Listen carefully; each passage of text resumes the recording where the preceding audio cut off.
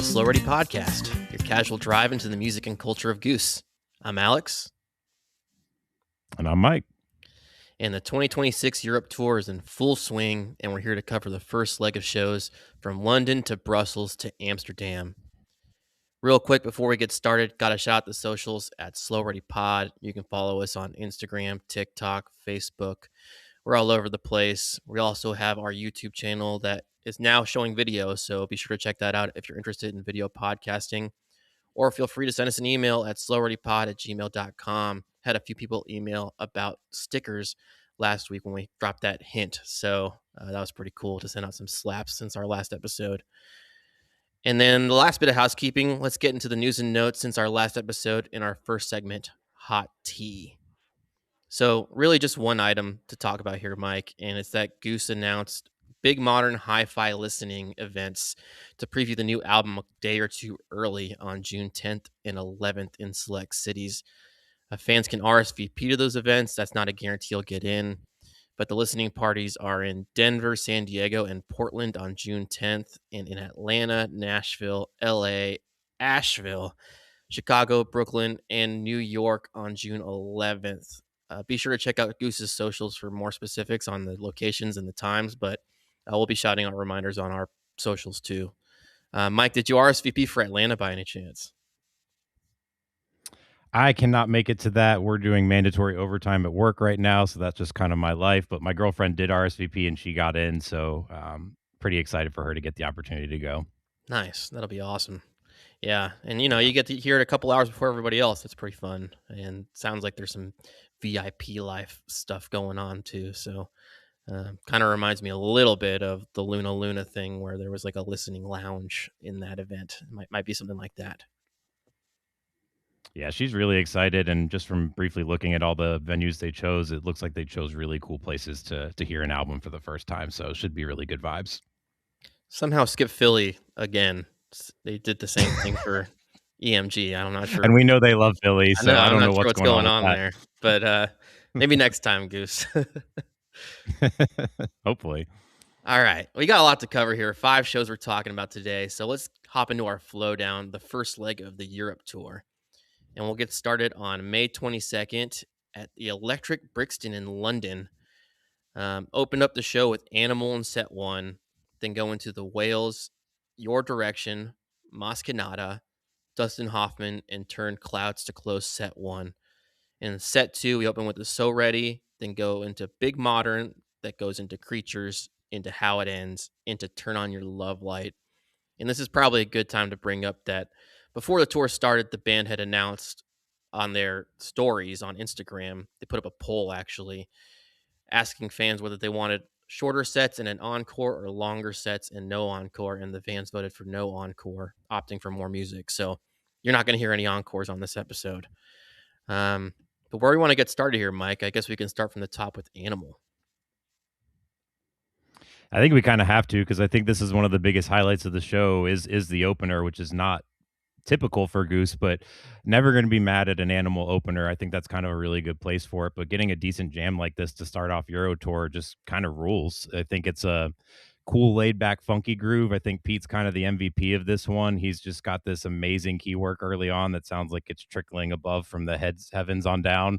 But it takes a really cool, unique turn around the 9-minute mark where he introduces some minor flavor and they all kind of come into this like interesting dichotomy where Rick is kind of doing one thing and Peter's kind of doing the other, and it leads to this moody blues type feel, not the band, but just a moody blues type of groove. And I thought this was a very unique flavor for Animal. We're so used to it being like really blissy or really fun and funky, and this one kind of did neither, and I thought that was awesome. Yeah, it's a fun little twist they've done like once or twice that I can remember, where they jam it out in the minor key instead of the major key, and it gives it much more of that emotional, almost like hints of despair at times, while maintaining the same energy of Animal, which was really, really fun. And I can always really appreciate, we talk about it all the time, getting a little improv to get things going. That's always a great way to start a show, no matter what the song is. Yeah, and they kind of give you the full spectrum because near the end they, come back to that great funky bliss to close it out. So I think I had more notes about this Animal than any Animal I can ever remember. So that really tells you something about how much they packed into a 16-minute jam here. Yeah, yeah, they did great. I mean, and honestly, the compact jam was what I thought the name of the game was gonna be on this tour with the shorter set times, and it turns out that it's not quite true in every case, but, they definitely nailed Yeah. those still. Yeah, 100%, and I think going no encore was the right call because it leads to opportunities like this where there's a lot of great 15 to 17-minute jams playlist worthy from this tour so far. Yep. Next up, we get the whales. This is a pretty truncated version. Sometimes you get like an extended runway on it and stuff. And this one just was just the whales, which is great. Get a little Peter tune in early. And then we move into the yacht rock coming back in your direction. Nice to see that that arrangement is not lost to the ether forever. I know how much you love the yacht rock, Mike. That I like the new version of it better, but I will say I think that the flow of songs here right now is excellent. You've got Animal and the Whales keeping the energy up, and Whales is a nice tight version, like you said. Your direction goes back to its original form, which is a little bit slower and more meandering. I think that that works like really well, and this is slotting here and rolls perfectly back into Mas que Nada, which picks the energy back up again. So it's a nice little roller coaster they got you on here early on. Yeah, and Mas que Nada, nothing really to write home about for my notes at least, but it hit that kind of tension thing that it's been doing so well lately and gets a little twinge of darkness, keeps the energy going. Love seeing Rick sing in Portuguese. I don't even know how good or bad of an accident it is, and I don't want to know, so I'm just happy to hear it. Every time this song comes up, I just think what an accomplishment it is that there's a lead singer of our favorite band that can do that because I just don't really feel like that's a skill that most people have. He breezes through those lyrics so effortlessly that maybe it is a really bad accent. I don't know, but he sounds really competent every time he does it. That's what I'm saying. I don't want to know. I mean, he probably watched Austin Powers like 100 times as a kid, and that's why he loves the song. It might be true. It's a blitz of energy every time though, to your point. I don't know that anything else packs 10 minutes so tightly as this does. No. And then we get another compact jam, I think 17-ish minutes, if I remember off the top of my head correct, in this Dustin Hoffman. What'd you think about this one, Mike? It does a similar thing to the Asheville Dustin or the 2023 Spec Thatch. This is a vibe that they've used for quite a few jams over the years. It's just that generally chilled out, atmospheric, super vibey early section. You get a lot of Trevor featured on this with thumping melodic lines mixed with huge bass bombs and Rick's crispy, I'll call it like electronico style today. We use something different for it every week, it feels like. But it just absolutely rules. I think that anytime they go for this, they do slightly different nuances with it, but it's a really good jam formula for them that pretty much hits every time. Yeah, yeah. I mean, to my ear, I mean, I listened to it a couple times, and it's just fun. And I would describe it almost as like, and this might come off as negative, even though I love this flavor. Is kind of like the vanilla Dustin Hoffman. Like it's like your Yeah, baseline standard, and it just hits that groove really well, and it's just a fun listen. And then it hits that kind of fun outro as well, the stop start thing with the big full band rest and the big shot together. I really enjoy that. So yeah, love Hoffman. for sure. Yeah, it rarely misses. Yep. And then we close out with Turn Clouds, you know, keeping up the trend from the Fort Lauderdale show where they closed with it as well. Nice to see some experimenting with slotting here. Yeah, and Turd Clouds is just a very energetic song. I mean, from the bridge on outward, we always say there's a lot of energy in that, and Pete just gets to slam on every key of the organ. It's just, pure joy to close the set, and so it's always going to work well there. Yeah, and we're flying through this because we got a lot of shows to cover, but also because this set two is really where the talks begin here. Starting off with this Sure. So Ready, and Gonzo once again proving in 2026 to set trends for the summer like it did in 2025, with the Goons continuing on this So Ready in London. Longest version of So Ready to date. Let's hear your notes on this one, man. I mean, I feel like even the most devout of haters of So Ready would have to acknowledge that this absolutely rules. I mean, they go through the typical jam for about 2 or 3 minutes. That's it. But then Cotter brings in the unts. Trevor locks into this like hypnotic line, and it's clear we're going full on Goons pretty much before we even hit the 10-minute mark.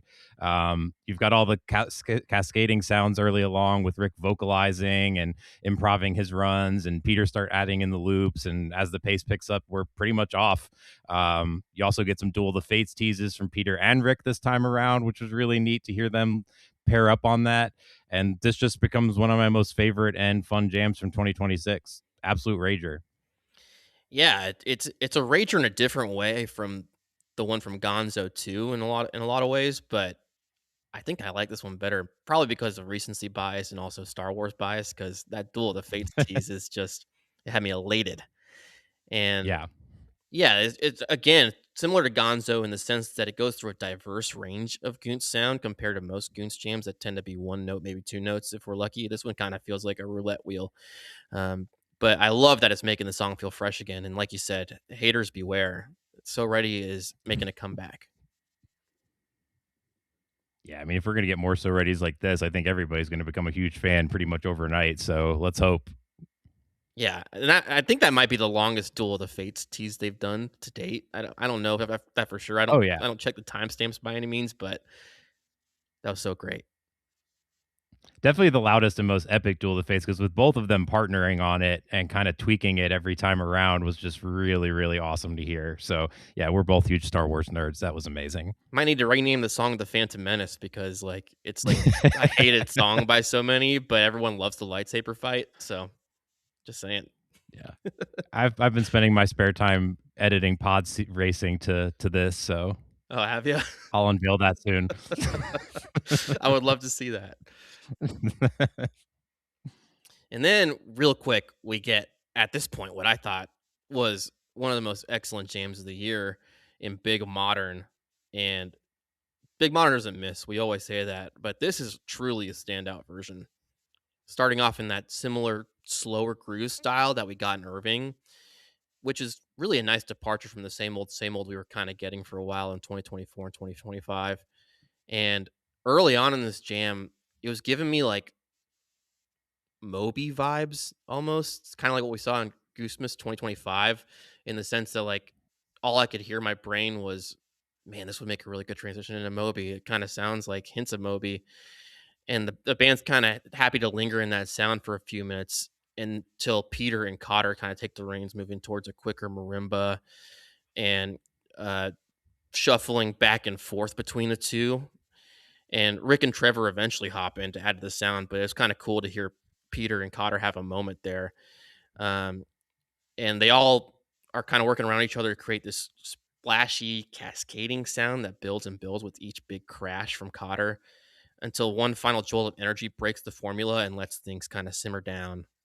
And I say simmer down, it doesn't last very long because Peter's like just laying down this delightful, cozy bed of lovely keys, and the band's like a bunch of 5-year-old kids being like, nah, fuck that. We're jumping on the bed and party all over the room, kind of taking it back to that more straightforward, big modern escalating dance party to end on the second peak. But really fun ride. I thought it was an excellent way to change up the formula, but also keep the parts of Big Modern that we all love so much.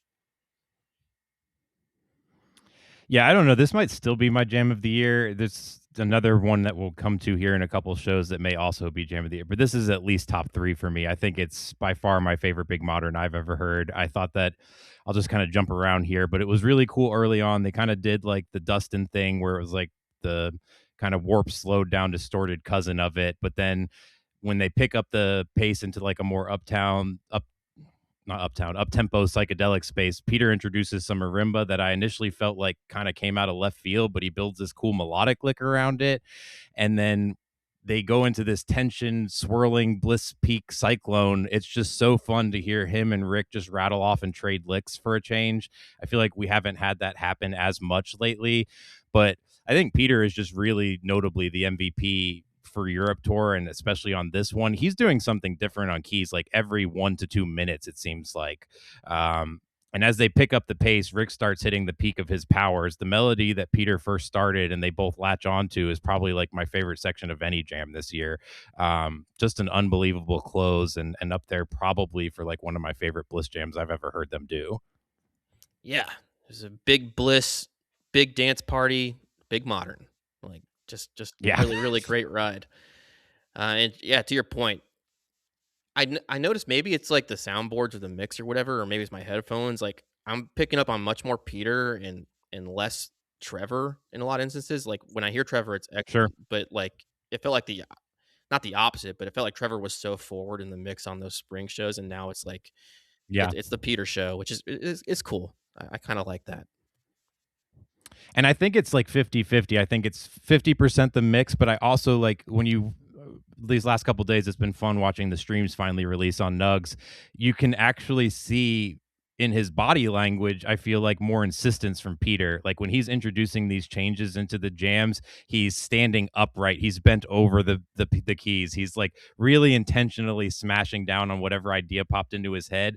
And I just feel like in similar fashion to how we said about some of the Gonzo jams, there's a lot of I am the captain moments from Peter where he's just kind of like, nope, going this direction, guys, and they're all following. And it's been great to see in 2026 anyone can be the commander of a jam in this band right now, and that's what we want to see.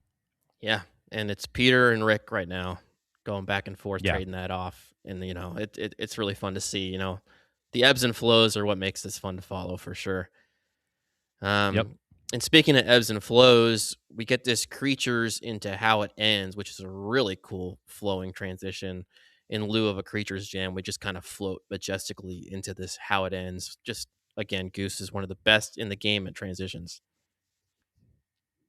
For sure, and it was interesting to see the creatures not even hit 10 minutes. Normally, even if there's no jam, they at least drag it out to like the vocal jam part where you're going to hit a minimum of 10 minutes, I find with this song, but I think it's like 8 minutes and 17 seconds or something like that. Um, so it was interesting to see how they're working with this like flat 3 hours. What are we going to squeeze in? Uh, but the short creatures works really well here in terms of slotting and how it ends. Anytime it pops up, you're just kind of struck by, God dang, this song is so beautiful. Why is it not played more often? Because it's So just, good. one of the most gorgeous in the catalog. Yeah, it's so good. I'm such a fan, and um, it does need to get played more. I do like them being creative in this sense and like not ending the show with it, like they do sometimes to be Yeah, cheeky, but also like using it as almost like a bridge jam between what wound up being the closer and creatures in a lot of ways. Just really cool. sure. Um, and then we said no encores, but they wound up just playing an encore tune to close the show and turn on your love light. So nice to squeeze in one last song. They took it right to the last second of curfew to close out this great night one. Great way to start a tour. Yeah, really fun and energetic, and definitely a prediction of things to come. Because I mean, with these 3 hour sets, to have three pretty huge jams, I feel like with the Animal, the So Ready, and the Big Modern, uh, I think that's kind of the trend that you'll see throughout all of these shows, where they're just still finding a way to give you all your money's worth in even a shorter time frame.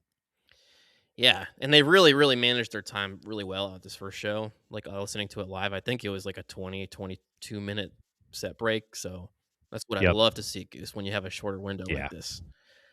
All right, Killing it. so that's night one. Let's move into the second night of this really great 2 night stand here, and the set opens up with Royal, then same old shenanigans, then get Turbulence in the Night Race into Media, and close out set one with Flow Down Madalena. And then set two opens up with Good to Be, into Burn the Witch, mid set Dripfield, into A Western Sun, into Tumble. So I guess we'll take this one beat by beat too, because why not? We're a beat by beat podcast now. Uh, Royal, great opener, short opener, but nice way to just punch you in the mouth with energy. Yeah, I think it's a newer song, but it's already become one of their classic openers. It gives you that Goose sound right away. It sounds like a guitar riff that only Rick Materatanda could have written, and so I just love it here in the opener. It's a really good song to kind of get the energy started, just like the night one did. Yep, and then another multi-night stand, another slot 2 SOS, another dance party in the second slot. Yeah, Another 20-minute plus SOS Dawn. So, Any specific notes on this one, Mike? No, I'll be honest. I know there are differences between the 3 or 4 that we've heard this year. They're all kind of blurring together for me, but never gonna complain about getting a 20-minute jam here in my second slot. So, they can keep doing that all year if they want to. I'm not gonna get bored with it. It's an awesome dance party every time. Yeah, and this one was just that. It was a dance party. It almost had a lot of the feel, but none of the sound of Welcome to Delta. I know that doesn't make any sense, but Peter was doing like the rolling keys thing that cuts through the mix a lot like Welcome to Delta, but just and very danceable, but it didn't sound like it at all, if that makes sense. But like kind of like a rocking hybrid with dance jam. Yep. And I then 100% agree with. Quick Turbulence. I know you love this song. Any notes on this? It was a pretty high energy version, but I didn't have anything specific on it. Nah, nothing specific. Love hearing it though. Love the end, the outro jam, whatever you wanna call it. It's awesome every time. Always hits, dude. It's one of those where they worked on like mixing up the slots with it for a while, and now it just kind of found its way in the first set. But like, I don't know why people didn't like it, like encoring and stuff. I think it's one of those songs that just rules. Um, Yeah. but this media, this is my probably my favorite part of this opening set. I don't know, it's up there with the closer, but yeah, I love that it's getting a middle section jam. What'd you think about this media, Mike? I thought it was great. It's another long run after standout versions from earlier in this year, full on Goonsey dance party. I think it's really awesome to get that in your fourth slot of the show. That's really freaking awesome. Uh, the first little breakdown around the 9-minute mark when Carter starts to get like extra rolling territory, things go sparse and they get these light touches going on before they reassemble everything and come back up full tempo. And when they emerge from that, they've got all the heavy synthy tones that you would expect. I love Rick's guitar tone on this. It almost sounds like talk box effects, even though he's clearly not using a talk box. It's like that's the exact guitar tone that he has. Peter's got similar sounds going on keys, and I found that again, Peter just MVP mode, he has these really impactful, splashy 80s sounding chords that takes this into something that is almost like an anime battle type scene or an 80s video game remade into a modern movie. Hard to explain, but super fun and blissy in the cheesiest sounding of ways to me.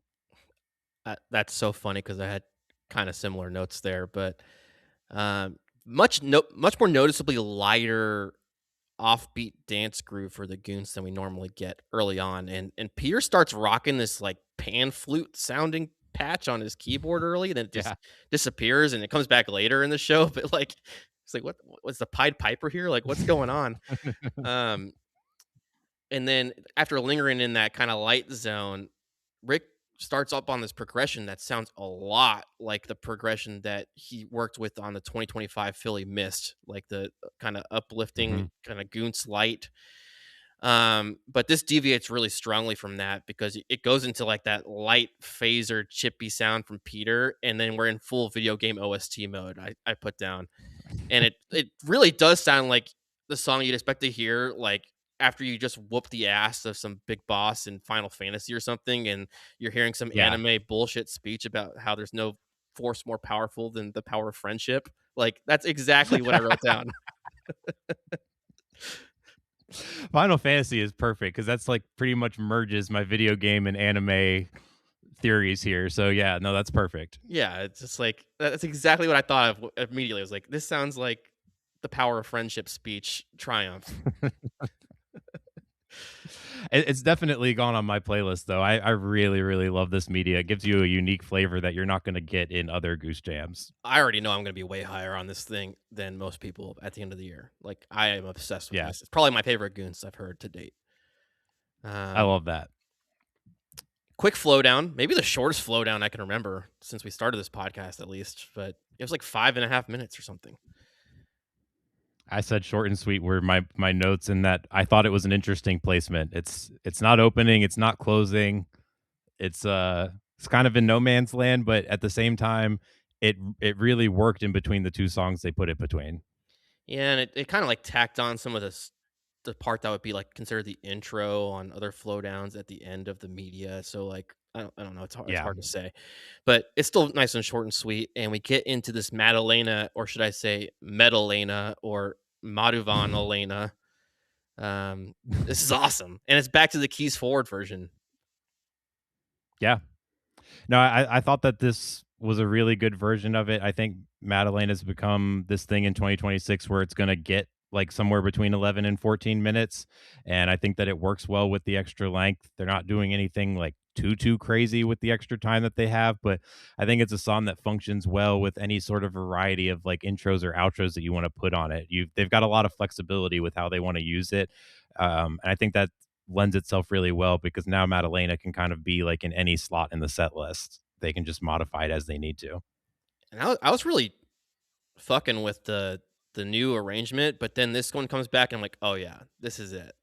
This is the arrangement Yeah. for me." Um, and to keep the jam on it is great. Like it starts off sounding a lot like the jam for a Western Sun or something, that entrance ramp into the jam, and then it's just suddenly goes into double time. Cotter just is like, "Let's burn this bitch down," and it gets into a very Modivon coded vintage rock blistering build to the peak. So they just wanted to burn the venue down at the end of the first set, and they succeeded with this Madalena. Yeah. And the really just interesting set listing continues. I feel like throughout all of Europe, we've just seen things that we're not necessarily expecting. And I just love that I would have never in a million years playing Goose Fantasy have been able to predicted flow down Madalena to close out set one. No, and I'm here for it. Yeah. Although we don't get to say Flozer, which is the only tragedy. That's always a big loss for us. It's really not. I just like saying it. Um, that's set one, and then set two, Good to Be has continued to hog this slot in the best kind of way, power slot, and the band is really content to ride the Good to Be wave for as long as the fans will have it. So, any notes on this one, Mike? I will say that I think this is my least favorite good to be of the year, and that's not to say anything negative about it. It's just had a very strong year where like none of them have missed, and I won't even say that this one has missed. I just feel like the first I don't know, 6 or 7 minutes, it feels like they try a lot of things and they don't really want to stick with any of them.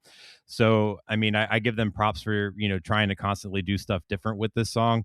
I will say, I think that the last 8 minutes of this jam is really great, uplifting, blissy stuff that I think punctuates this with a really superb ending. Like, in other words, they stick the landing, I feel like. But it was a little bit of a struggle the first half where it kind of is like, Eugene pancaking its way to like let's mine for the good nuggets here. They eventually get there, but it just took a little while to get there, which is totally fine. I'm all for them just trying to do different things with this song because it can clearly do a lot of different things. But the bliss, the last 8 minutes is really solid stuff. Yeah, early on, they're kind of just lingering on that Good to Be sound and trying to add different flavor to it, and it just kind of winds up staying in that Good to Be zone.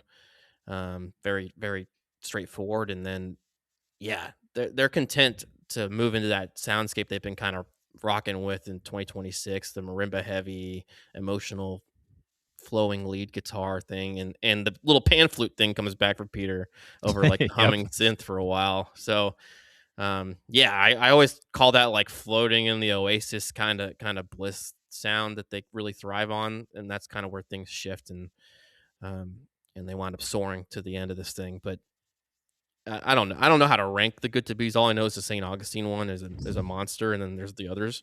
So, Yeah. but it's really fun. I'm really enjoying the song. So happy to see it here. Yeah, I think the last 8 minutes saves it for me. It ends up being very solid overall because of those last 8 minutes. It's just you can definitely feel like them trying one idea after another, and everyone's just kind of like, "No, maybe not that one. Maybe we'll try something else." And it just takes a little while to get there, and that's fine because that just means that our boys are trying, new things, which we're all for. Yeah, and new covers still persist from Goosemas. Burn the Witch is back, and please, please, please never leave us. Burn the Witch. Third time played, and it's a flawless cover. Just keep it around, guys.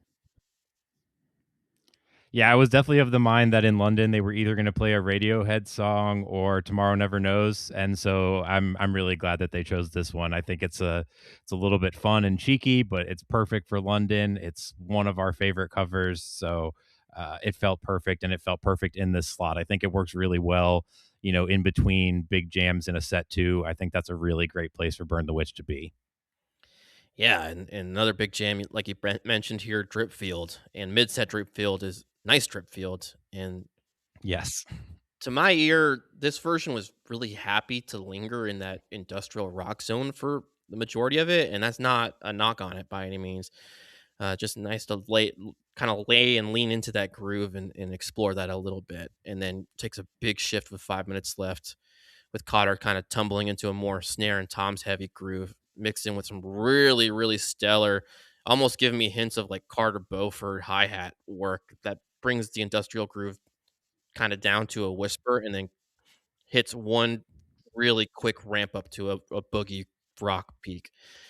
And I didn't see it coming until it happened, but that wound up being like a really, really cool and unique bridge into a Western Sun. Like I wouldn't have pieced that sound into and a Western Sun together that quick, but it was really, really slick. And this was just kind of a nice, easy drip field experience to listen to. And I love that when they give it some time to linger versus it just being a quick 8 or 9 minute punch at the end of a set.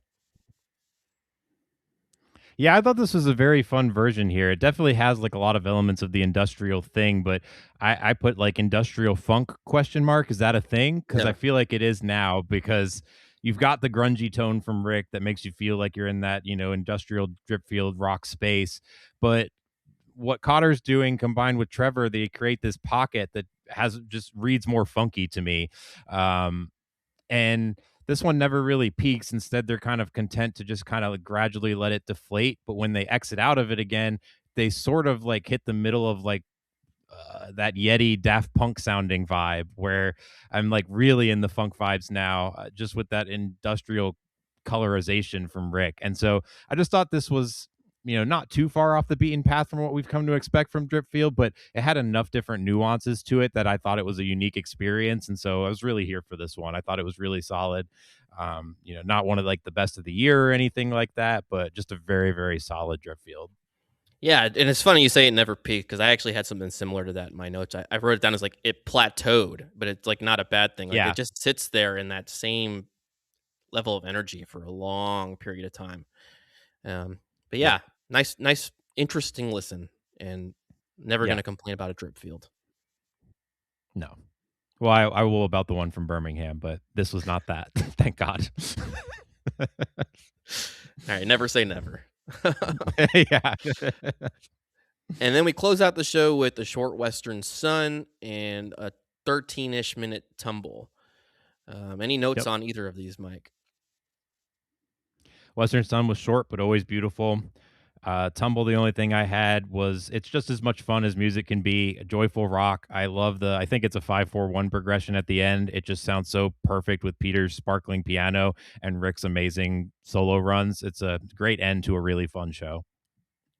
Yeah, they almost took like the SOS jam and truncated it, going from like funk to ripping rock. The Yeah. kind of formula they've been doing a little bit this year, and they squeezed in one bonus jam for the fans to close out the show. So nice 13-minute tumble, but nothing really to note on other than it was a lot of fun and a dance party. Tumble's a really good set two closer. I think it's underrated in that regard, but I love it there. Yeah, or in the encore. I like it Yeah. popping up and just blasting, and it can do anything. It can go. It can be Yes. bliss. It can be funk. It can be goons. Like it just Yep. thrives. Yeah. Oh yeah. All right. Well, that's it for night two. Unless you have any other notes, Mike. No, let's move it to Belgium. All right. So Belgium. You want to read off this set for me? May 25th at La Madeleine. Yeah, let's go for it. So we start off with the Yeti, Dr. Darkness, Hot Love, and the Lazy Poet, Silver Rising, All I Need, and then an I Would Die for You cover to close it down. And then set two, we get a Wisteria Lane, Jed Stone, and then Into the Mist, Everything Must Go, and closing out with my favorite Thatch. Yeah. So let's just get started with this Yeti, and this is now 2 times in a row that we're getting a Goonsey Diet Goons version of the jam, but it felt a little less diet than the one in Cabo, I'll say. Um, it does Yeah. start off in that kinda hybrid zone, but by the end, it's like we're going to the club vibes, highlighted by Rick and Peter's interplay of guitars weaving together, and Cotter is just hammering the kit. It's just an explosive, Yeah. explosive outro on this, and really, really fun way to open a show with some goons. Yeah, Yeti opener is always a good time. I thought there was some extra 80s vibes on the synths from Peter early that really gave the middle section an epic, hazy quality almost. And when they take a left turn and the lights go down, they have this brief breakdown and it gets pretty weird and dark and goonsy at the end in the best possible way.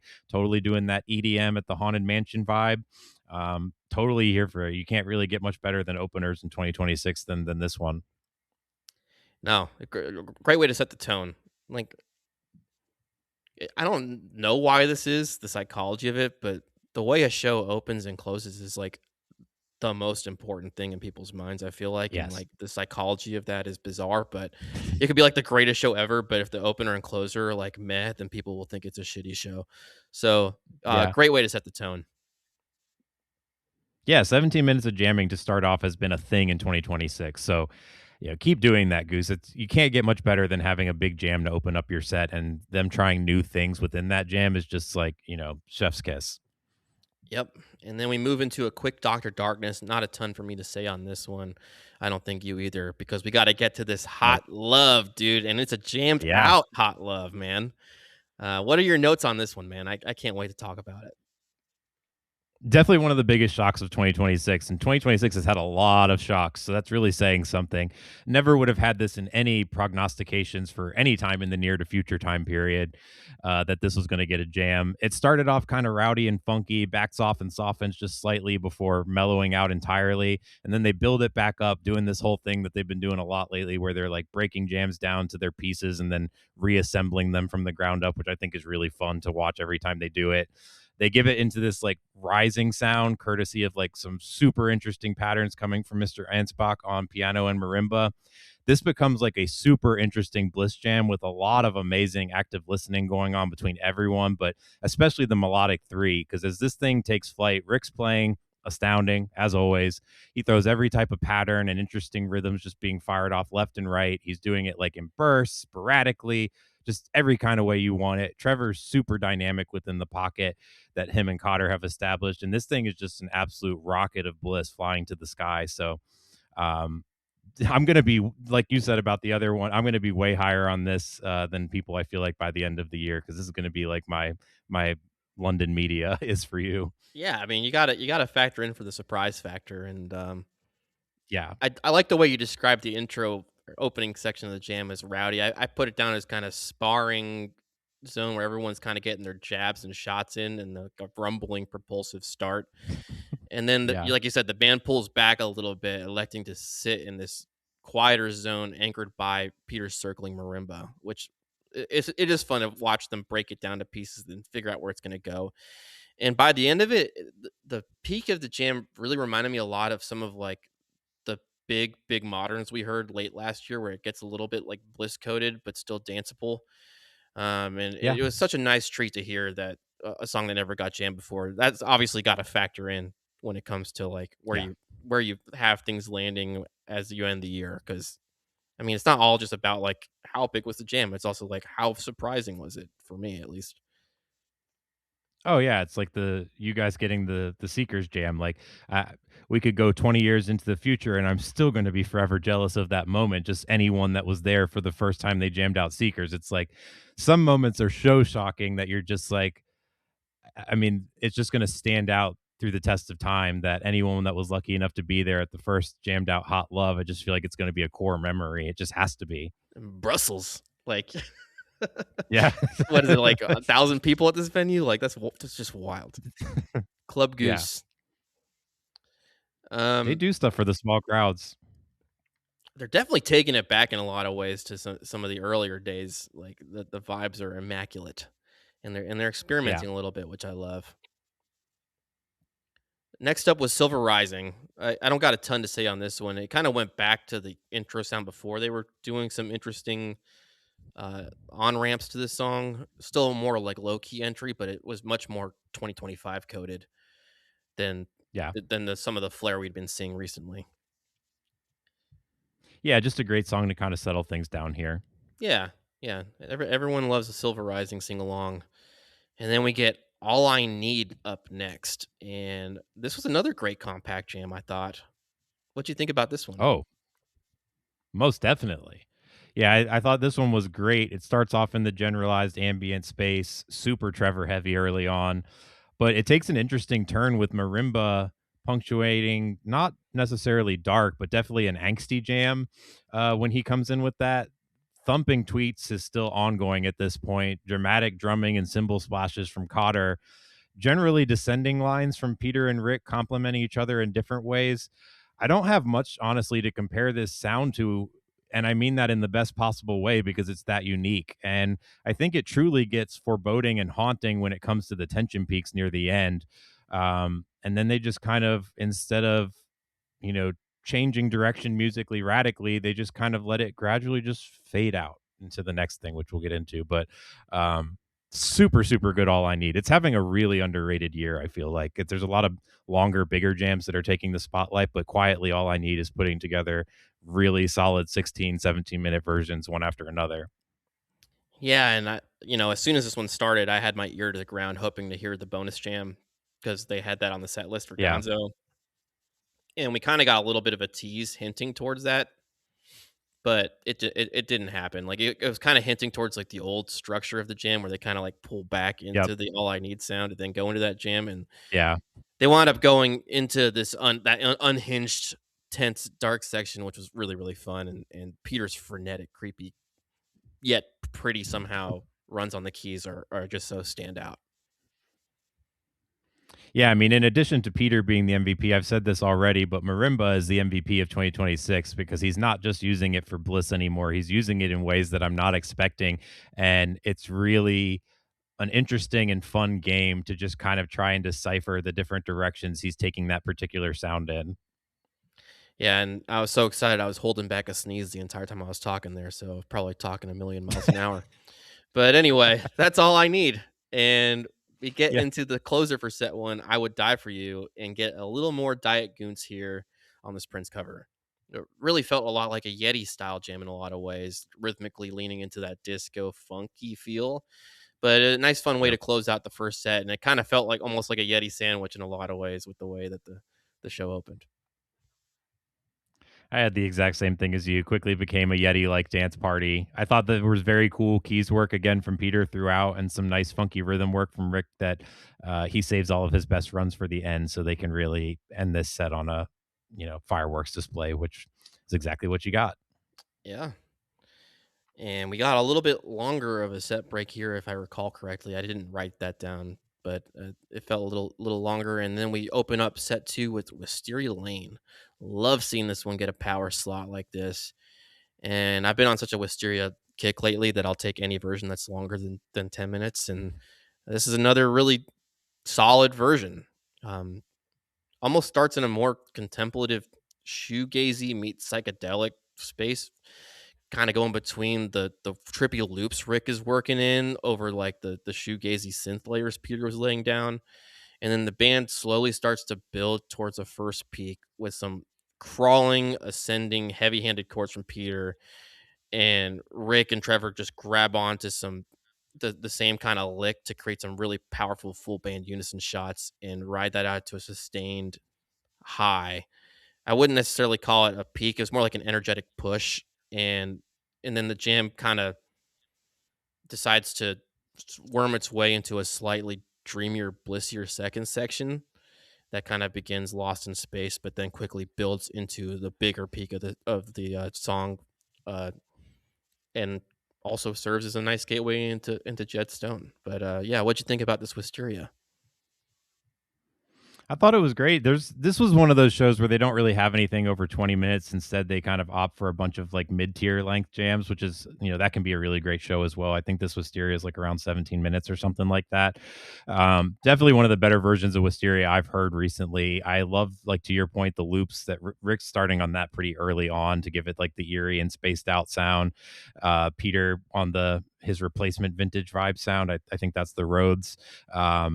What he finds on piano I thought was truly special. All the progressions that they hit are mostly all going around what Peter finds throughout this jam. But I thought that the last section was what was probably the most incredible part of this entire show to me, because everyone is super loud and contributing something different all at the same time.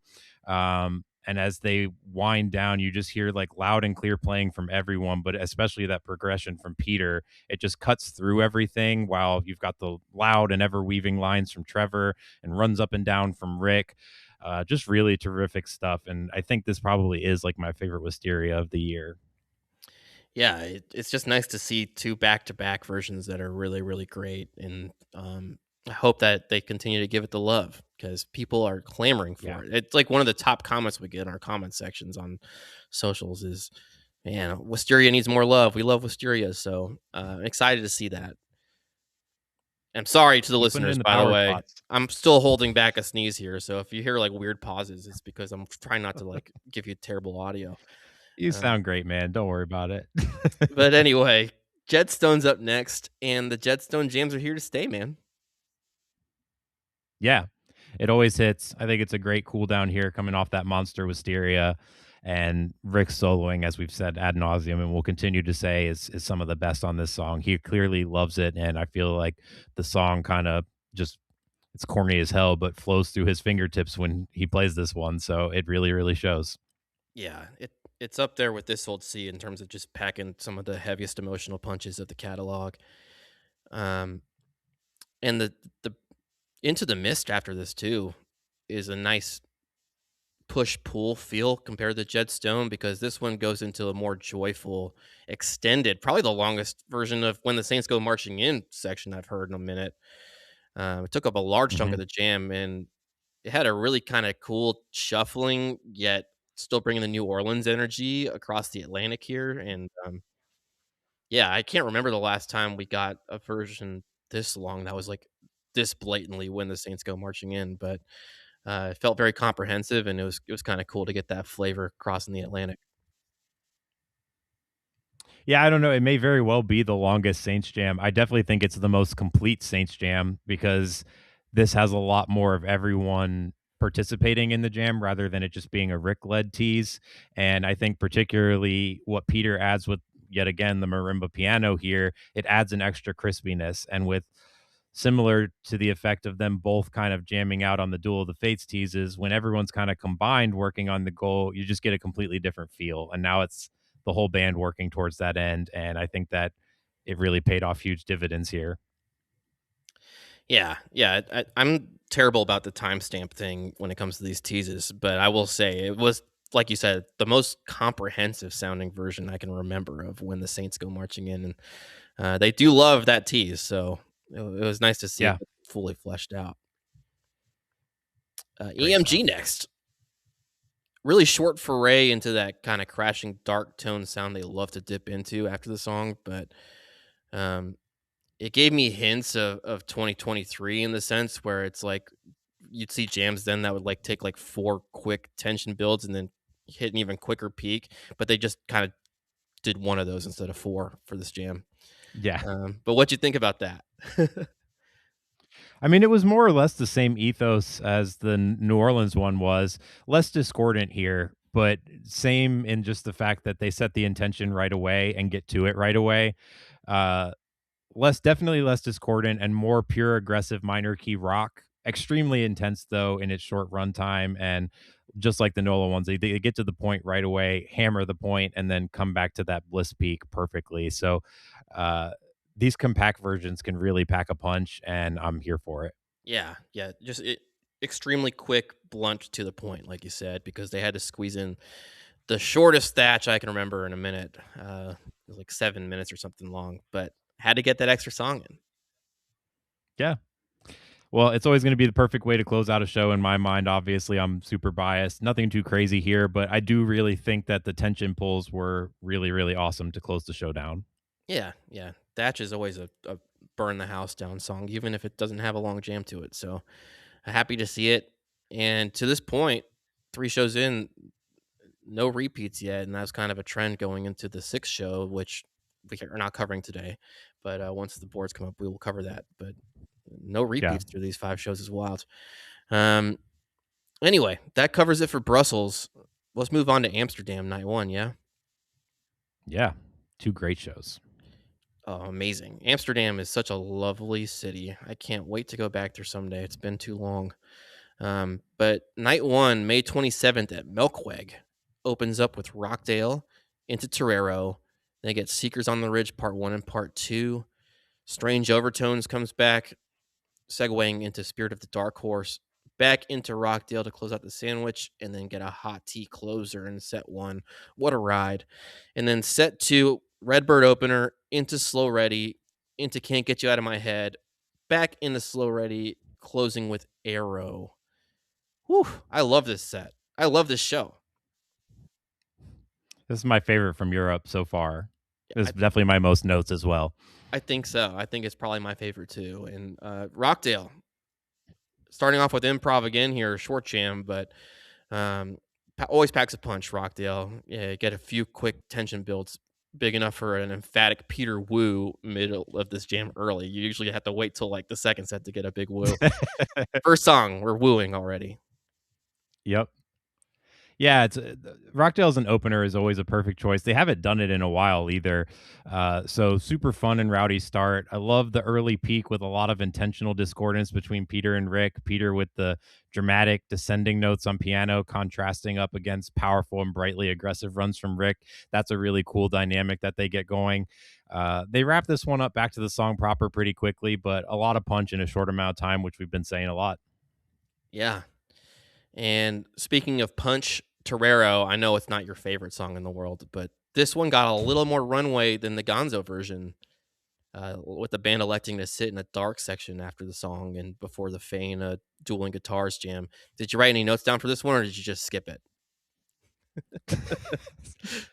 So unfortunately for me, while I'm not a fan of the new strong song structure, this jam and this version has a lot of really cool things going on. So I actually did write quite a bit about it. I thought the cool extended intro on this that really leans into the Phil Collins feels was really great. I'm digging the nature of the middle jam kind of getting the length. I like that change to the structure. I think that's going to work really well. Getting the extension now versus doing the dueling guitar, then jam, then back to dueling guitar. I think this actually works out a lot better. But this version, particularly, pretty low key, creepy, ambient vibes. I love the repeating patterns that Peter finds, some reverby, Latin sounding runs from Rick. And as Peter picks up the pace on marimba, they shift into this extremely aggressive pattern, which is absolute shredding from Rick in some of the best evil Goose you were here, which is kind of similar to some of the textures you'll get from like the best Madavans. They do a few teases of the Fana part before they slide into it fully, which I also think was a good move. I think this is, low competition, but best album version of Torero so far. Can't wait to see what they do with the middle version of that jam. That's the main highlight to me. Yeah, there's no competition. They didn't do anything except for play it straight up in Mexico. But yeah, I really enjoyed this. It's I know it's not your thing, but the new version is growing on me quite a bit. And the middle jam sounded a lot like a Fish in the Sea coated, darker, grimier jam, and that like pulsing bump bump bump bump bump bump 1 2 3 4 5 6 shot pattern that they lock onto is so cool. Like you said, something I'd expect to hear in like an unhinged Madhuvan or like the Westville Rockdale if they kept that thing going, like something totally unhinged like that. And we're getting some frenzied runs by Rick, like you said, before getting nice and quiet to highlight Peter's really goopy synth work within all of the grime here.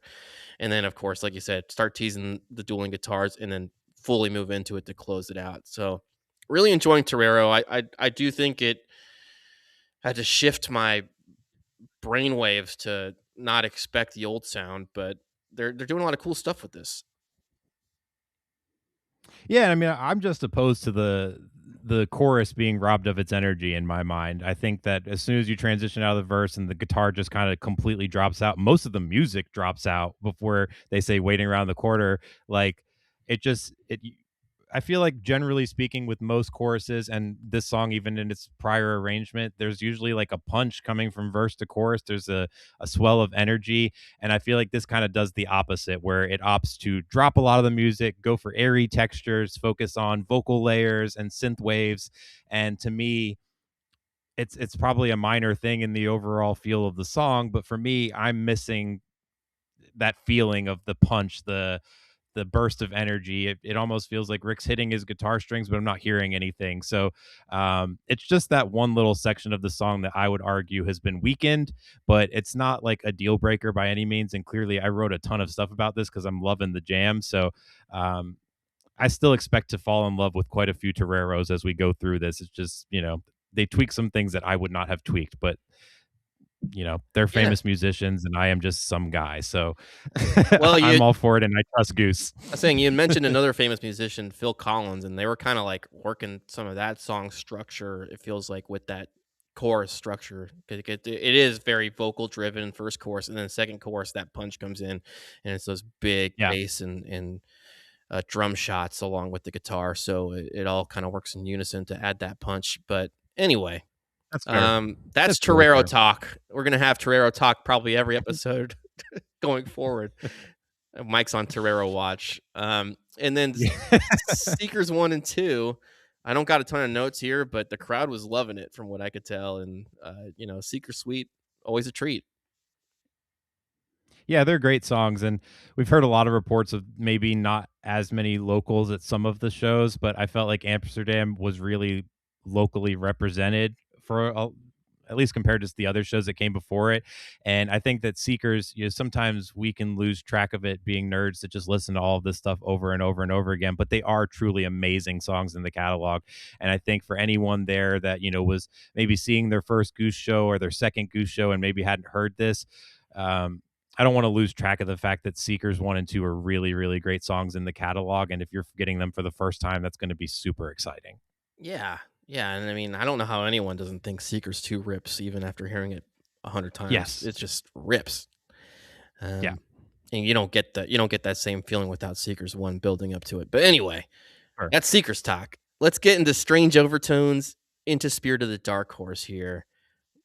Really slick transition from the overtones into Spirit, but strange overtones is sounding better and better every time they play it. Like they've really locked in and dialed in the sound, and now I'm really loving this cover. Like at first I was like, this is good. And then I heard it again. I was like, this is really good. And now I'm like, this is amazing. Like it's up there with Burn the Witch. Let's play this all the time. Yeah, I think the last 3 days in a row in the shower, "Strange Overtones" has been the song I've been singing. So it just keeps getting better and better. I think Rick's vocals on it keep getting better and better. And I think they've kind of perfected it at this point.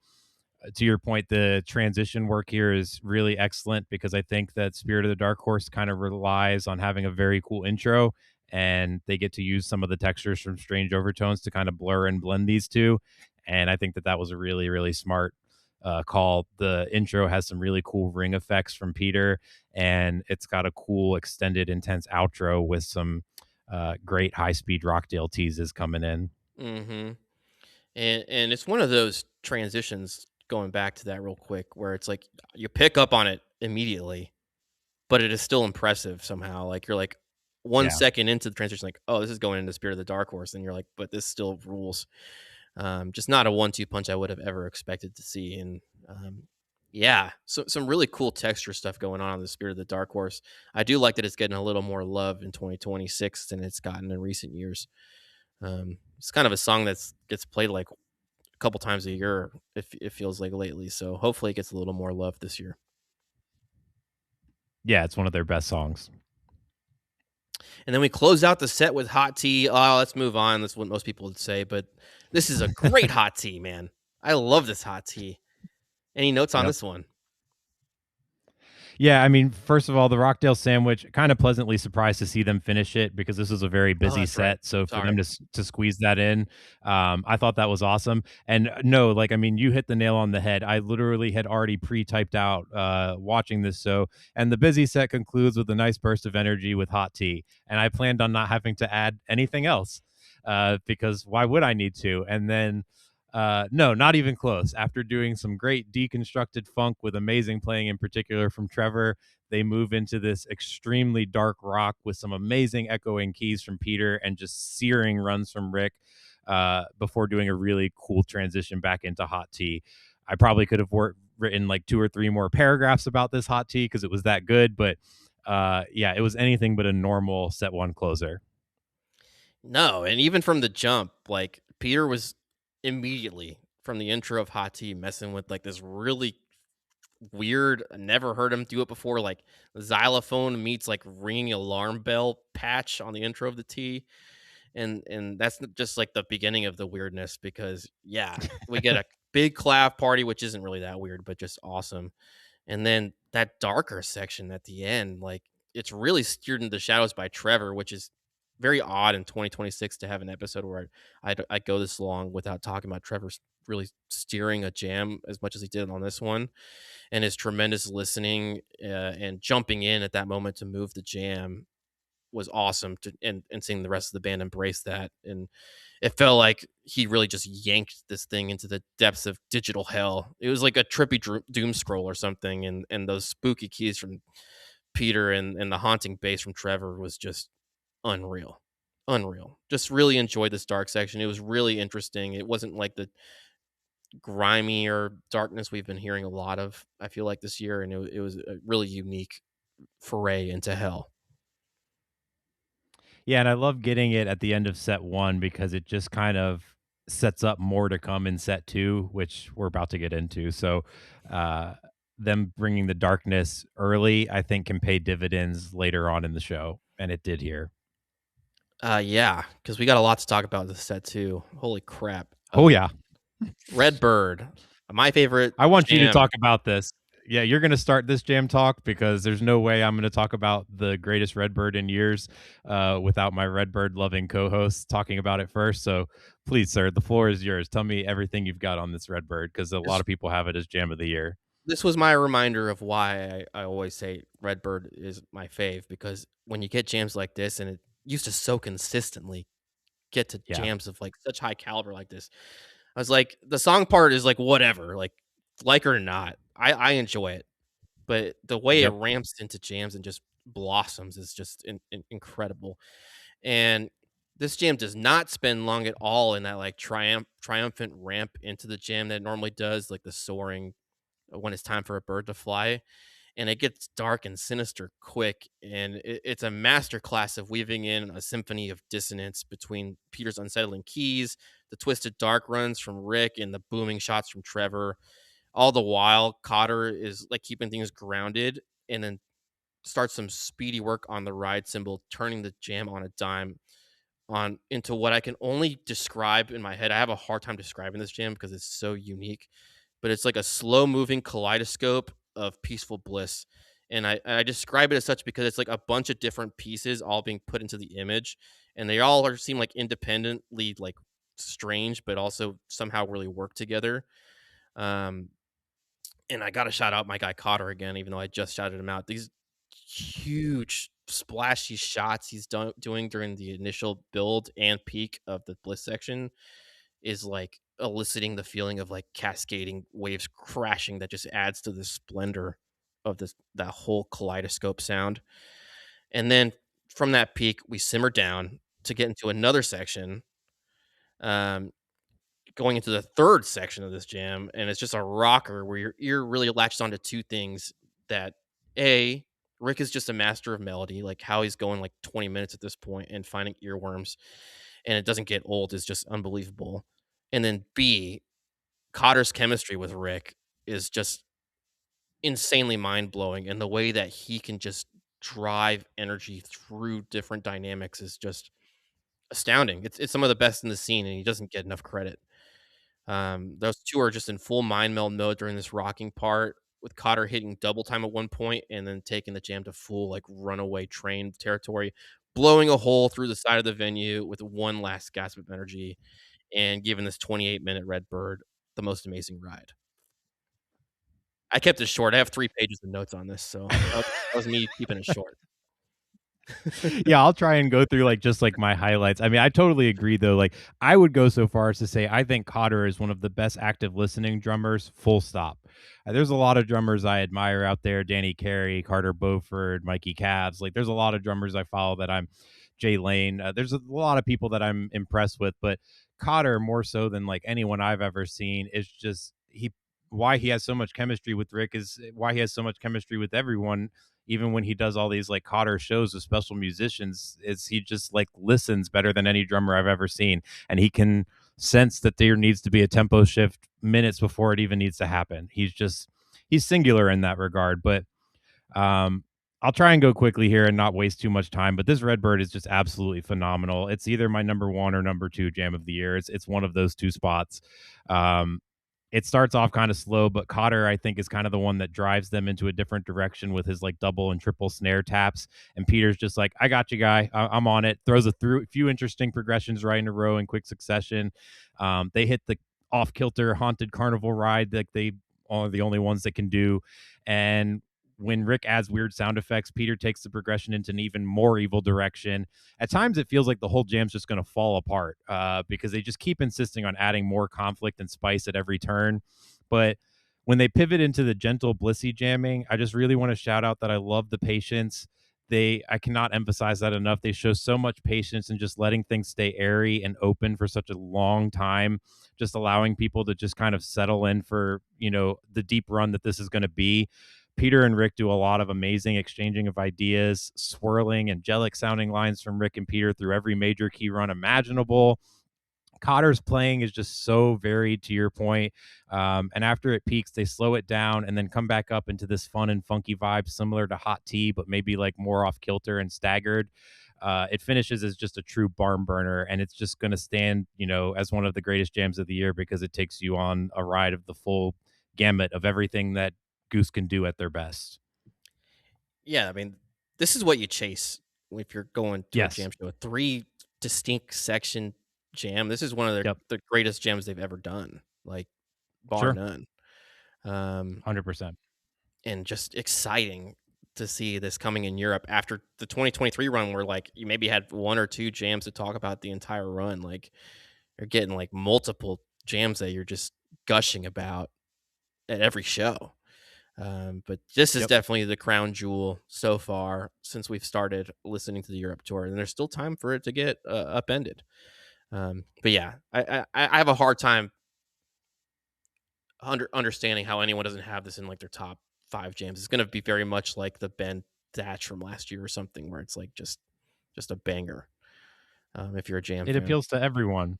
You have to imagine it appeals to everyone, and you're exactly right. This is if I go to a Goose show, this is an example of what I'm trying to hear. A multifaceted, multi-sectional ride through everything that they can do, everything that they're capable of at their best. And I think it's one of those ones where jams like this, you walk away from the show and you immediately know it's going to be one of the best of the year. Like it does not matter what else they play, this has the goods. So I'm obviously predicting that they're going to play a lot of other great jams before this year ends. It's just they're all going to be compared against this. So Summer tour is going to be it's the insane, shit. dude. It's going to be insane. Yeah, we're just weeks away, man, from MSG. I can't wait. Oh man, and the fun doesn't stop there because we get a slow ready into Kylie Minogue back in the slow ready. I'm not gonna say the full song name again, but the Yeah. transition into can't. I guess I'm gonna say it. Transition into I can't get you out of my head from the normal arpeggio jam of slow ready is just I never would have put that together, but it works so much better than anything I could have concocted in my mind. It was a really fun segment here after just like expending every ounce of improvisational energy for a minute. Just having a fun segment like this was really nice. Well, and it works just as well on the back end too, transitioning out of Kylie into the peak of the slow ready jam where Rick's just gonna, start doing that famous line. I wouldn't have put them together either, but it flowed in and out of so effortlessly. You're just like, well, okay, this is a natural pairing. Let's keep these two together. Yeah, it it kind of reminds me of like when they started figuring out there was the sauce in the Yeti Kicks Yeti Yep, sandwich. Like this feels very much like a natural, very natural progression that we could see more great times call. this year. Yeah. Um, and they recharged their improv battery because we get an excellent version of Arrow to close out the show. Like it's crazy to bookend this set with two amazing jams like this.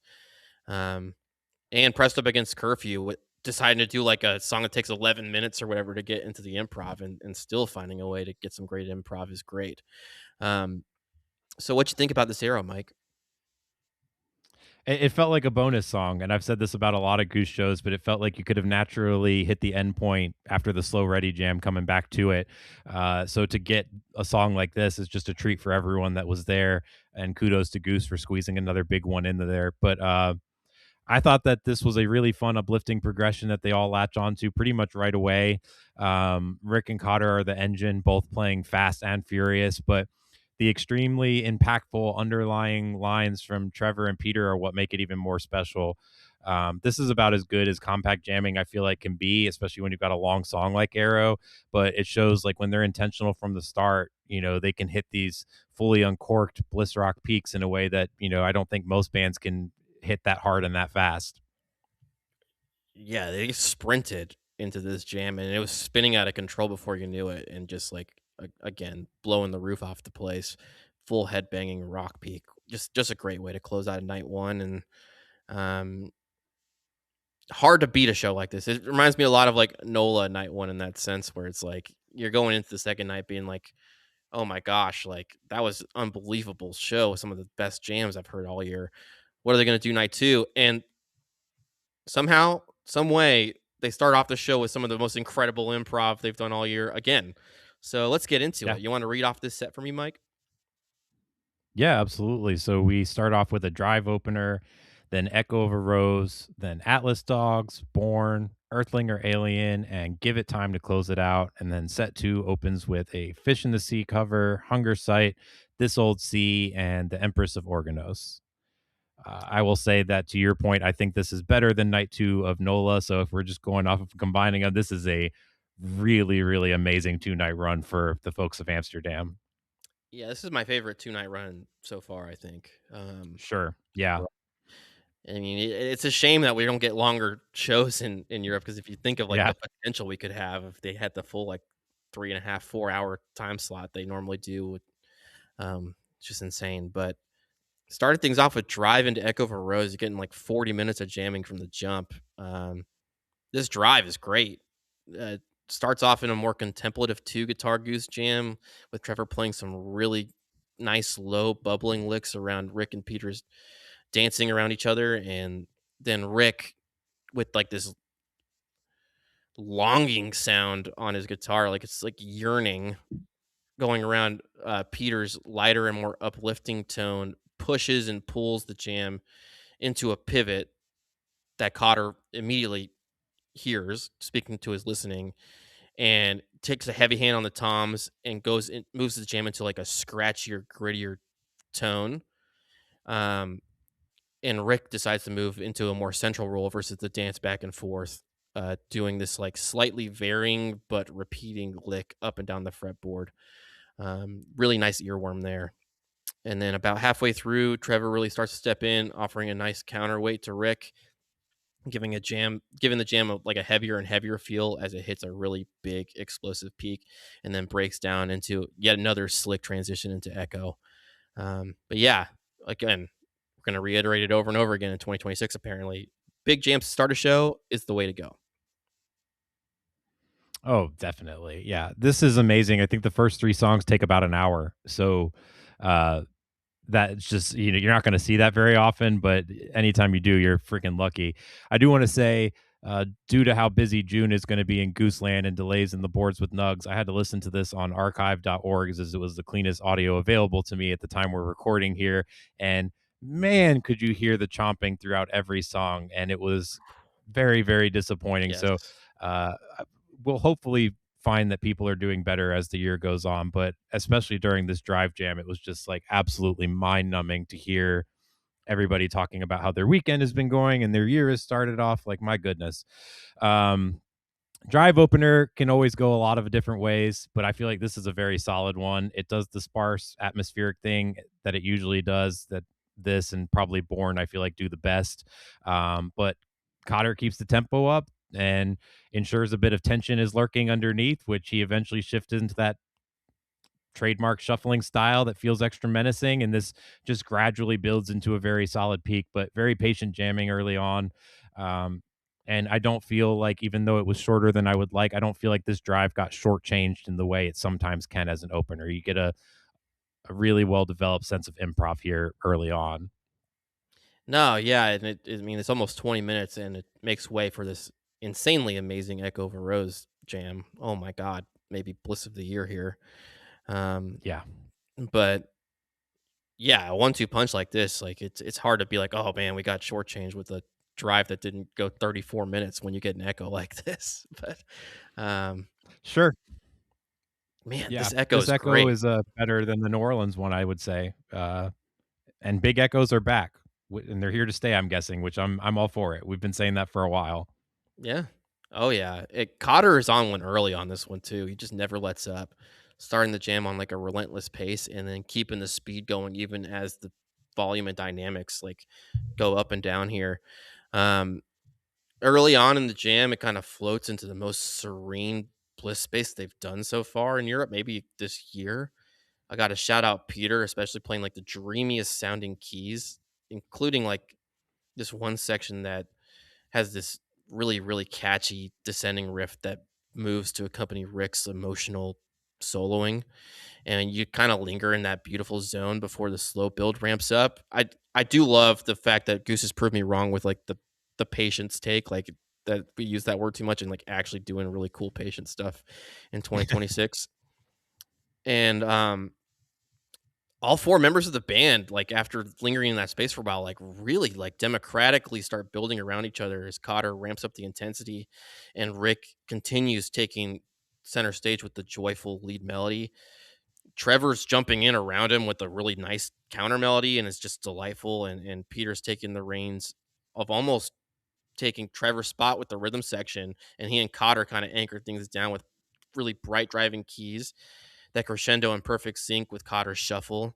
And then as the jam gets closer and closer to the climax of the peak, Rick starts going into like a similar mode of the drive jam where he hits this repeating but slightly varied riff, and the rest of the band builds energy around that to kind of just ramp it up slowly brick by brick and hit that glorious bliss peak that just like is the ultimate payoff on what is my favorite bliss so far this year.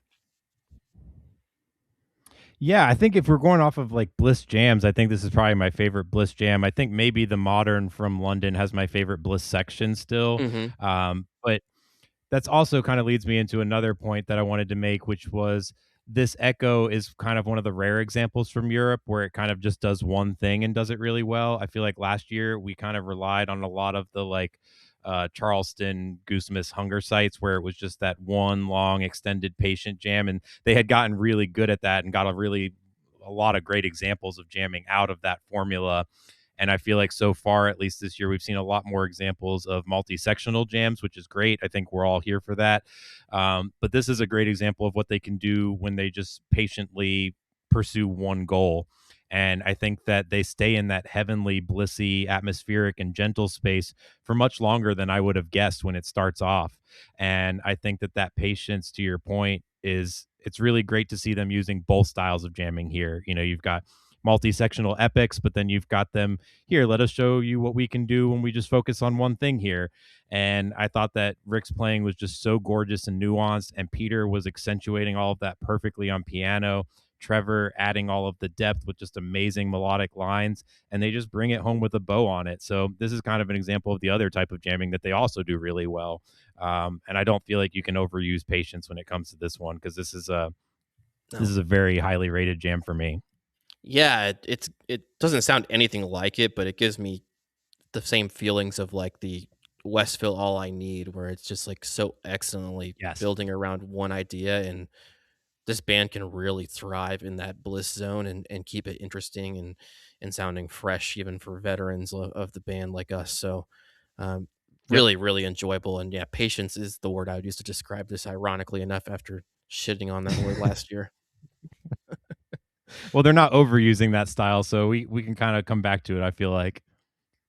Yeah, the jam is not done, like you said. Get like Yep, a 15-ish minute Atlas Dogs. I don't have the timestamps because we listened again on that's streams, right. not like the official nugs or anything. So at the time of recording, but this one quickly moves away from that Atlas Dogs triplet feel, going into a more direct, almost punchier version of Shamalama Ding Dong meets Please Forgive Me kind of feel early on this jam. Like Yeah. it really sound a lot like those two covers had a baby. And Rick again is on one early with the catchy phrasing. He's individually picking out the notes from the chords and the progression to give the jam a really like danceable feel. And the band rides out that energetic vibe to a small peak that slowly but surely moves into the fifth born of the year here. But really fun listen here on this Atlas Dogs, and love to see a Jam Dogs. Yeah, to anyone that's happens to be watching on YouTube, the reason I was laughing is just because the mind meld is very strong apparently on this one because I said that it was reminiscent the progression they find of like if me and my uncle was played in the style of Shamalama, which I know that's very if my grandmother had wheels, she'd be a bicycle, but it's just in the sense of it's a simple two chord progression like me and my uncle that had a lot of similar tonal qualities to Shama. So that's why I came up with that. But I love how long they stay in there and they get a lot of great things out of it. And I want to say you're like exactly right. It's like 15, 16 minutes, but just this 3 song start, this is as good as a Goose show can start off. I mean, getting an hour and 3 minutes or whatever it is for 3 songs, just yes, more of this, please. Yeah, we'll see when the timestamps come out. I want to say it's like anywhere between 55 minutes and like an hour to start, which is just Yeah. insane. Um, and you don't see that much these days. They like to play the songy songs, and that's totally okay. They're there for a reason. Yep. Um, but man, getting improv like this, I am jealous of the folks in Amsterdam. Clearly, those mushrooms over there were hitting just right. And then we get some short ones to close it out. Yeah, we get a short born here. That's okay. It's the fifth one of the year, Yep. and most of them have gotten a little bit of love on the jam side. So Yes. mixing in a short one every now and then is not so bad. And I thought for sure they were gonna like close out the set with like will wind up being Give It Time after this song, but they went Earthling or Alien into Give It Time, and they got another extra little bonus jam in there with the ERA, which surprised me given the runtime of the set to this point. Um, Yep.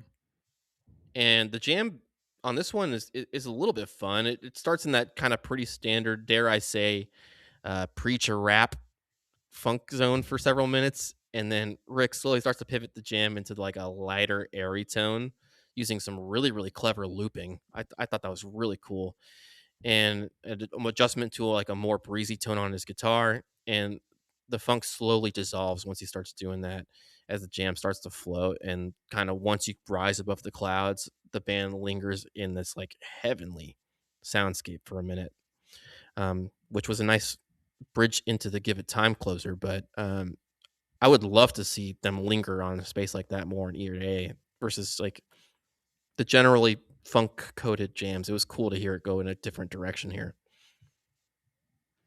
Yeah, it had a little bit of the dynamics of a cool chill funk jam, but um it started off kind of like with some of the vibes of the set break jamming that you'll hear on Nugs when you're watching Yes. at home.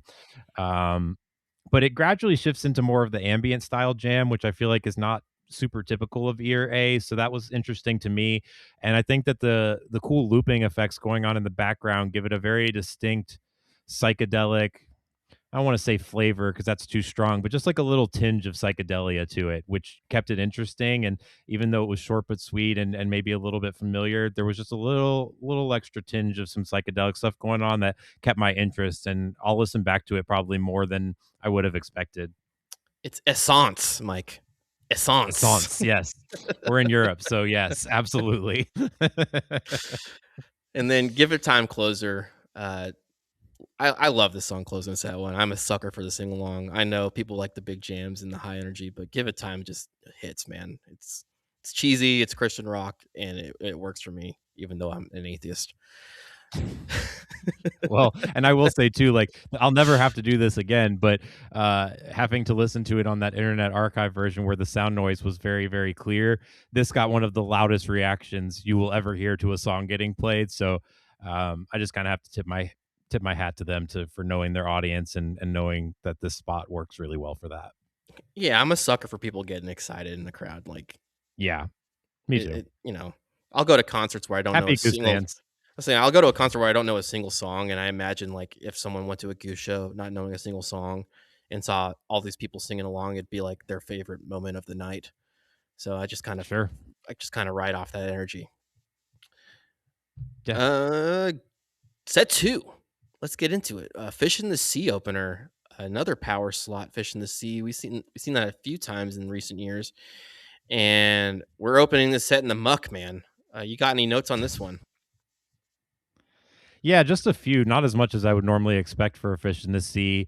It's very familiar early on in that grimy industrial rock sound, but around the 10-minute mark is when it starts to get unique, at least for me, because Rick starts playing really aggressively and Peter adds in dark and brooding sounding piano. And Cotter and Trevor establish this driving pace behind this, and they move into probably one of the most directly, aggressively heavy and dark jams of 2026, at least based on how long they sustain the angry intensity. It finishes in an absolute fury. This thing is a monster, and I think the thing that stands out to me is just how long they hold on to the rope. Like they're just determined to keep the aggression up, well past the point that I figured they would stop. Yeah, that's really well said because the Cotter's a fucking battering ram on this thing, dude. It's just like boom, boom, boom the whole way.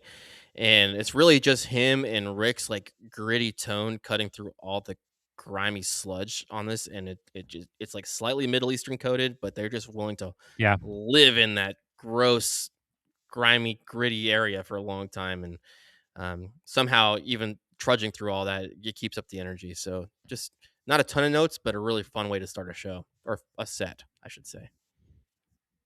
and this is one of those jams where it's like you can sometimes like get really caught up in all the nuances, and we obviously definitely do. But this is one where I feel like it's going to sit fairly high up towards the middle of my playlist without really needing a lot of exposition about why it's great. Like sometimes the greatness is not in all the technical details, and I feel like this is a great example of just like it's just so in your face and fun, that you don't need to like break it down to its parts. It's just a great jam.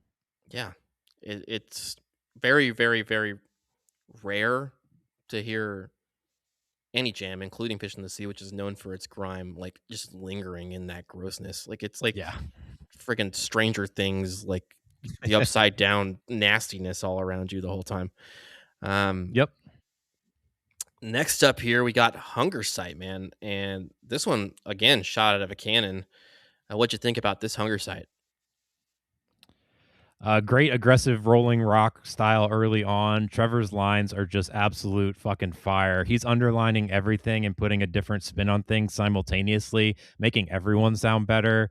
I love when they hit the 13 to 14-minute mark. They find this descending progression that's works so well. It sounds kind of almond esque or panic, even just a flying down the highway in the South type of rock feel to it, going a million miles an hour. Peter just absolutely crushing the keys of his piano. Rick's in an absolute flow state shredding. It's a very unique sounding Hunger Sight. You really need to hear it for yourself because it's just a really unique sounding jam overall. I'm used to Scorched Earth Hunger Sight. I'm used to Southern rock sounding Hunger Sight, but this one hits a particular feel that's kind of hard for me to describe. It's just it's another one like Fish in the Sea where I feel like it's unique without doing anything specifically in the individual essences that's like making it unique. It just somehow is. Well, we'll get to that in a second, but the seesawing back and forth between Rick and Peter early on, the 1-2 beat phrases back and forth is really interesting and unique just from the jump.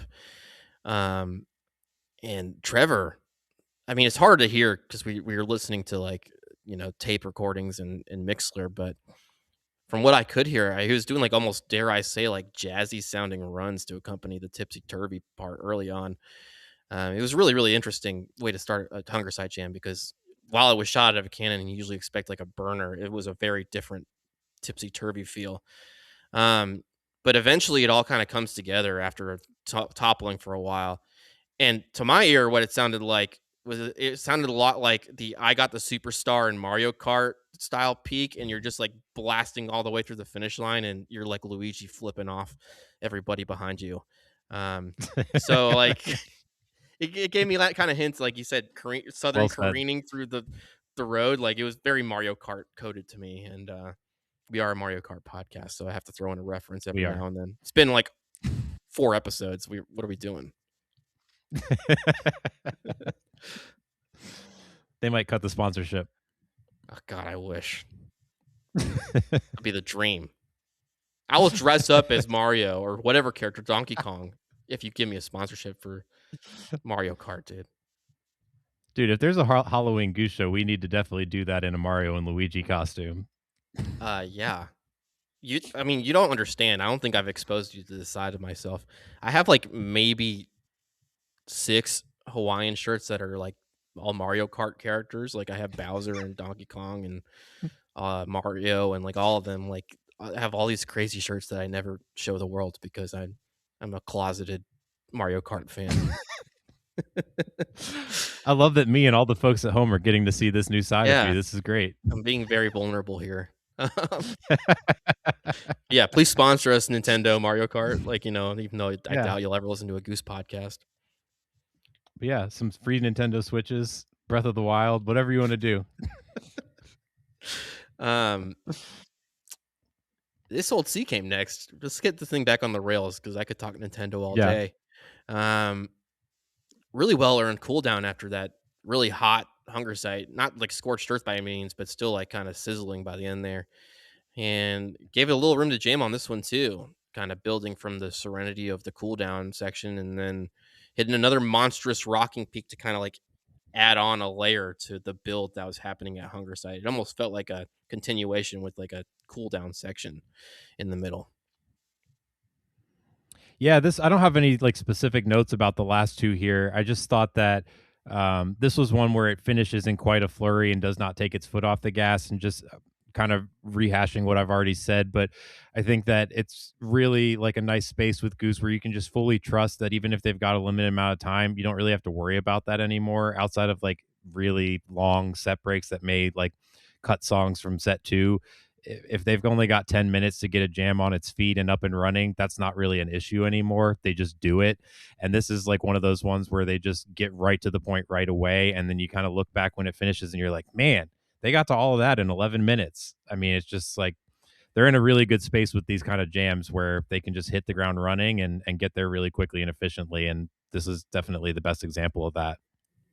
Yeah, yeah. It really efficient, really fun. I love when this old city gets a little jam. I have yet to see a version that gets a cool jam like this, so I'm always excited when I see someone else getting it, and I can keep the dream alive for myself. Um, Hey, we got the Charlottesville This Old Sea, which everyone is going to be jealous of forever. Because where is that that's vocal true. segue?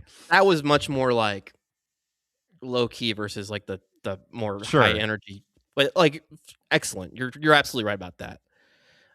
Anyway, this is not Mike and Alex talk. I just, Yeah. we should start a second bonus episode for that shit because we have a lot of Yeah. inner thoughts that we keep to ourselves. Um, and we close out the show with the Empress of Organos. Short version here again, but shockingly no goons to this point until this song, and you had to get your dose of goons at every show. So ending the show on a high here. Any specific notes on Empress? Hard to imagine a better finish to a show than this. And I thought it was fun that they take a little bit of the So Ready flavor too, especially with that coming up earlier in the tour. That being a new thing for them, I thought that was a really fun way to put a spin on something that we have seen before and make it a little bit more nuanced and different. Yeah, yeah. I love it, Empress Closer. I don't care what anyone says. It's always so much fun, and um, getting it to get a little runway like this is always a treat, even if it's not as long as some of the all time great dance parties that we've gotten since the Goons appeared. Yeah, Anything else on what a run of shows. Amsterdam, buddy? No, what an amazing run of shows. And Europe is getting close to winding down here. So can't wait to get into what else lies in store here. But yeah, this was an amazing start to Europe tour. And I think that just overall, this is I mean, just millions of light years ahead of the last time Goose was in Europe. Yeah, it's already blown away that tour in only 5 shows we've discussed so far. At the time you're listening to this, the boards should be dropping, or at least the live streams of all these shows have appeared on Nugs by this point. So hopefully you'll have had a chance to listen along if you aren't on tour already. I know it's been tricky. We've been posting the set lists and stuff just from listening to the Mixler streams and all that. And people are like, "How are you listening to these shows?" So we've been posting the links up. Shout out to Garrett, who was on our Gorge recap episode last year. He is on Yep. Mixler streaming every show, so you can at least listen with some audio before the Nugs drops that are delayed. And we'll find a time to record the rest of the Europe tour. It is really tricky with these longer delays on the back end of this tour for some reason with the drops, but we'll try to find a way to record. And we have some big plans in the next few weeks. On top of recording that, we're trying to get a big modern album first impressions going. We have an interview lined up for that, hopefully, and then the summer tour kicks off. So really exciting year continues. June is absolutely packed, and then we get a little bit of a break. But yeah, we're going to be coming at you fast and furious, and can't wait for Goose to be back here in the States and getting into all that fun too with Big Modern and the excitement of summer tour around it. Yeah, and like we always say, if you have any thoughts on our recaps or you have any thoughts on episodes or topics that you're interested in hearing, or if you have any questions, email us at slowreadypod@gmail.com. Have a lot of episodes lined up, but we always are looking for more ideas and want to do what y'all want to hear. Absolutely. Thanks so much for listening, y'all. Yeah, thank you everybody for listening. We'll get back to the rest of the Europe tour soon, and thanks again. Thanks for listening to the Slow Ready podcast. Please sponsor us, Nintendo. Please.